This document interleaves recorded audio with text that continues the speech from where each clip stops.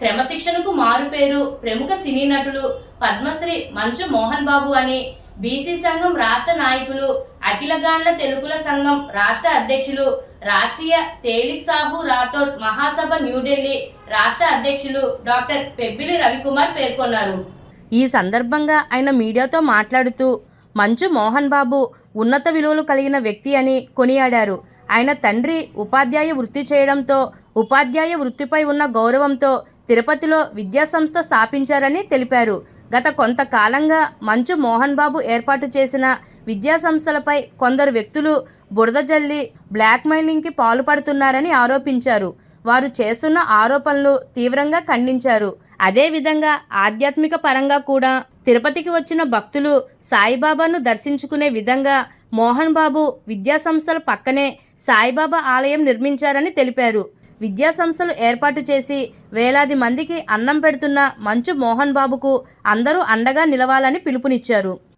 ఆంధ్రప్రదేశ్ ప్రజలకి, ముఖ్యంగా పాత్రికేయులందరికీ నమస్కారం. ప్రజలారా, పాత్రికేయ సోదరులారా, మీరు గత కొద్ది కాలంగా మంచు మోహన్ బాబు గారు యూనివర్సిటీ కోసం వస్తున్న కాంట్రవర్షియల్ ఇష్యూస్ చూస్తున్నారు.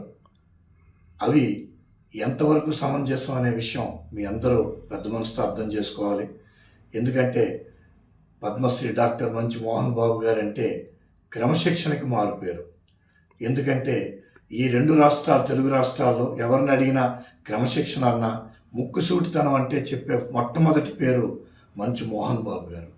అటువంటి వ్యక్తి చాలా చిన్న స్థాయి నుంచి ఆయన ప్రతి ఇంటర్వ్యూలో, ప్రతి ప్రెస్ మీట్లో కూడా ఆయన చాలా ఓపెన్ హార్టెడ్గా 10 మందిని ఇన్స్పైర్ చేయాలని, చిన్న స్థాయి నుంచి ఒక పెద్ద శక్తిగా ఎలాగ ఎదగచ్చో ఆయన జీవితాన్ని మనందరికీ ఉదాహరణగా తెలియాలని ఆయన ఎంత కింద స్థాయి నుంచి వచ్చారో చెప్తూనే ఉంటారు.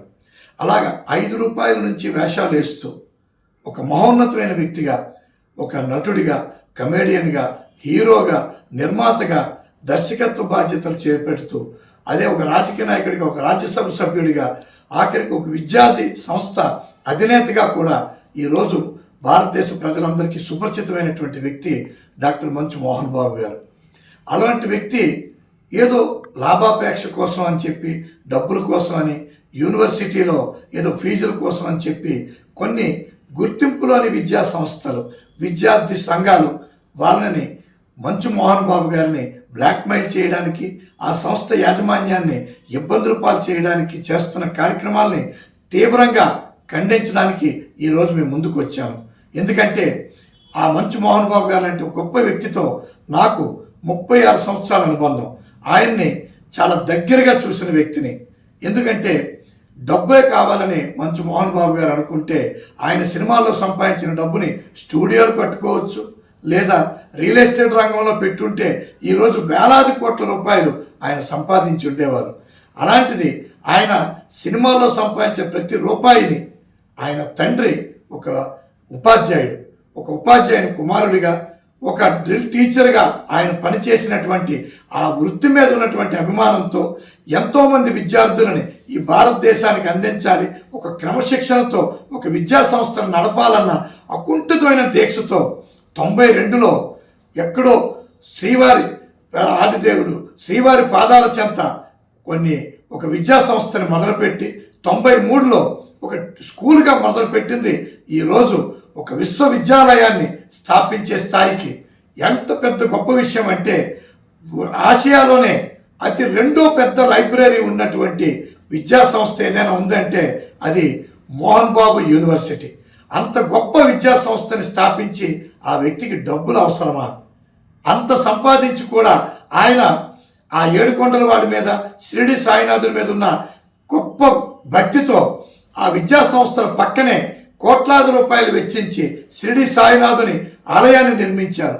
షిరిడిలో ఏ విధంగా కార్యక్రమాలు జరుగుతాయో అక్కడ కూడా అదే విధంగా కార్యక్రమాలు జరిగే విధంగా ఏర్పాటు చేశారు. ఏడుకొండల వాడిని దర్శించుకోవడానికి వచ్చిన వాళ్ళు షిరిడి వెళ్ళలేకపోతే ఆ విద్యా సంస్థల పక్కన ఉన్న షిరిడి సాయినాథుని ఆశీస్సులు పొందే విధంగా ఏర్పాట్లు చేశారే.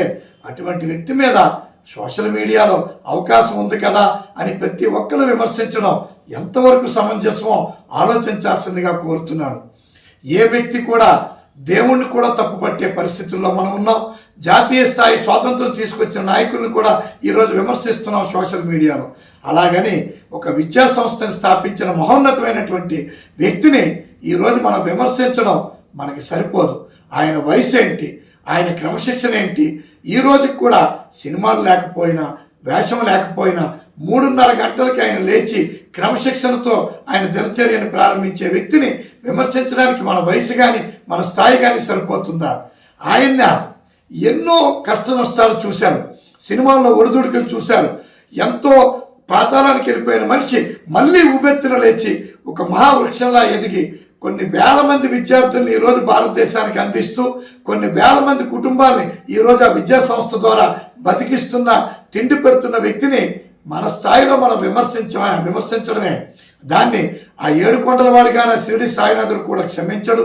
దయచేసి పెద్ద మనసుతో 2 రాష్ట్రాల్లోని తెలుగు ప్రజలే కాకుండా భారతదేశంలో ఉన్నటువంటి ఆంధ్రులు అందరూ కూడా ఆయన మహోన్నతమైన వ్యక్తిత్వాన్ని, క్రమశిక్షణని దయచేసి అర్థం చేసుకుంటారని కోరుకుంటూ, ఇటువంటి ఆరోపణల్ని తీవ్రంగా ఖండిస్తూ ప్రతి తెలుగువాడు ఆయన తెలిసిన ప్రతి వ్యక్తి కూడా ఖండించాలని కోరుకుంటూ ఆ మహోన్నతమైన వ్యక్తికి తోడుగా నిలబడతామని, ఆయన గొప్ప ఆశయాలకి వెన్నుదన్నుగా నిలబడతామని తెలియజేస్తూ సెలవు తీసుకుంటూ మీ డాక్టర్ పెబ్బిల్ రవికుమార్.